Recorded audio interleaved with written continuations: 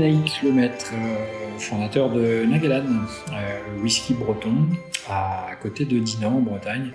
Et donc je suis à l'origine de la marque créée pour de l'assemblage au départ, de whisky breton, puis finalement devenue une ferme distillerie là, depuis quelques temps et pour longtemps j'espère.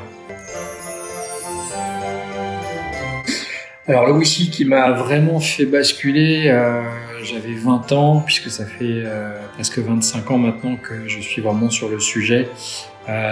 C'était Jura à l'époque, un Jura 10 ans, Port-Hélène 82 et un Glenhort 98. Et le Glenhort 98, c'est même celui qui m'a donné envie de m'essayer à l'affinage, puisque la cuvée Grand Pas que j'ai créée, qui est en fût de cidre, à la base devait être un whisky écossais pour lequel j'avais trouvé tellement de fruits que je m'étais dit que cette association me semblait évidente. Et c'est vraiment ces trois whiskies-là vraiment qui ont marqué ma jeunesse, ainsi que je me rappelle d'un Linkwood 25 ans, parce que j'étais jeune barman et j'avais la possibilité d'avoir accès à tous ces super produits. Donc je touchais vraiment dès le départ des whiskies de 20, 25, 30 ans. Et c'est vrai que j'ai commencé tout de suite par du très bon. Voilà. Mon coup de cœur du moment, c'est pas très vieux, c'est un Ardmore 7 ans que je viens de goûter. Je connaissais pas bien cette distillerie. Il y a une super balance dans l'équilibre du fruit et de la tourbe, c'est vraiment très joli. Voilà, c'est un petit coup de cœur que j'ai eu très récemment. Ma Madeleine de Proust, c'est le Grand Pas, c'est une cuvée que je fais moi, tout simplement pour goûter hors contexte. C'est quelque chose que je fais souvent. J'essaie de me mettre dans un endroit en dehors de la distillerie et j'aime regoûter ma cuvée Grand Pas en vérifiant toujours que je ne me suis pas trop éloigné de ce que j'avais en tête au départ, même si évidemment elle a évolué.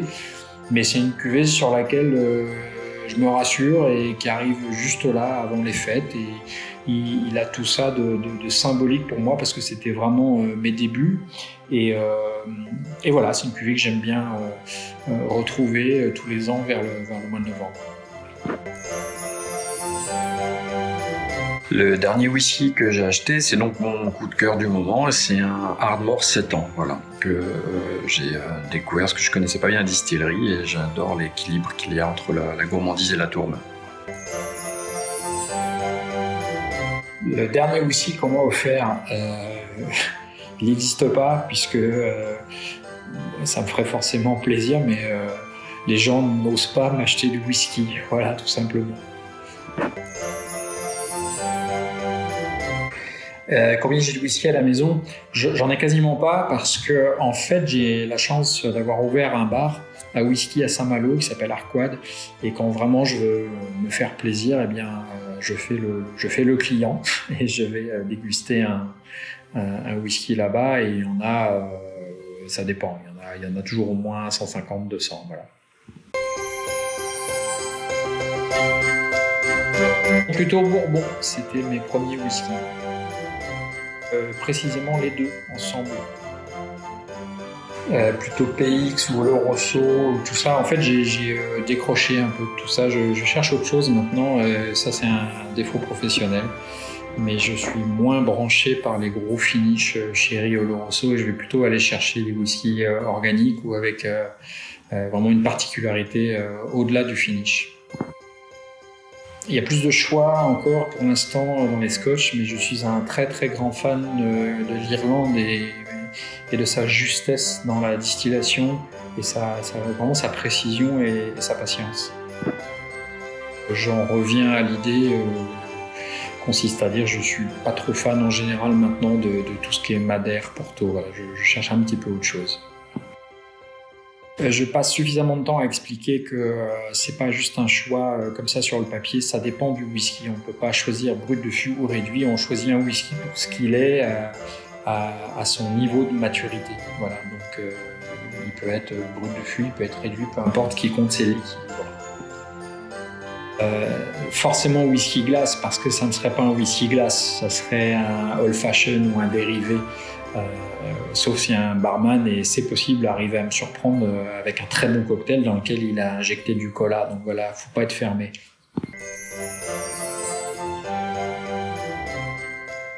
Un whisky pour accompagner des fruits de mer, j'ai envie de dire c'est plutôt les fruits de mer qui accompagneraient le whisky, puisque un dîner au whisky pour moi c'est complexe, sauf à faire ce que j'ai déjà organisé, c'est-à-dire des réductions très importantes de whisky pour avoir à la fois le goût et le côté désaltérant d'un vin.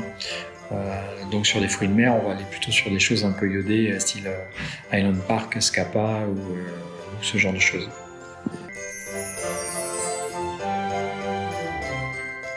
Dans un chapon au marron, je vais encore être un petit peu pénible, mais je vais pas forcément prendre le whisky tel qu'il est. Je vais faire ce que j'appelle un whisky, c'est-à-dire je vais le diluer jusqu'à un degré qui avoisine les 15, 20, 25% max, et je vais m'en servir à la fois comme une boisson désaltérante, comme le serait un vin, et en gardant tout un tas d'arômes en fait.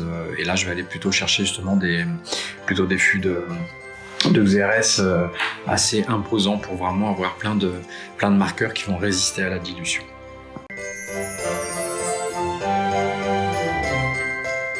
La bûche au chocolat, là pour le coup, un brut de fût ou pas loin, hein, un bon 50-55, enfin tout va dépendre de la maturité.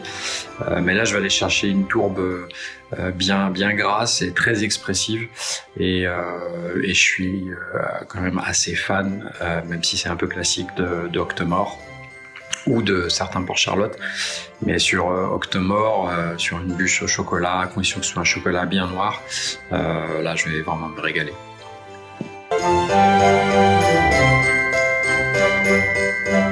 La meilleure blague courte, ouais, elle est pas si courte que ça, je vais essayer de la faire courte. C'est un monsieur madame, celui qui a trouvé ça est un génie. Monsieur et madame Ray sont brésiliens, ils ont un fils qui est très ami avec le fils de monsieur et madame Genet. Voilà comment s'appelle le fils de monsieur et madame Ray. Je vous donne la réponse, il s'appelle Rico, parce que Rico Ray c'est l'ami du petit déjeuner. Voilà, c'est magnifique.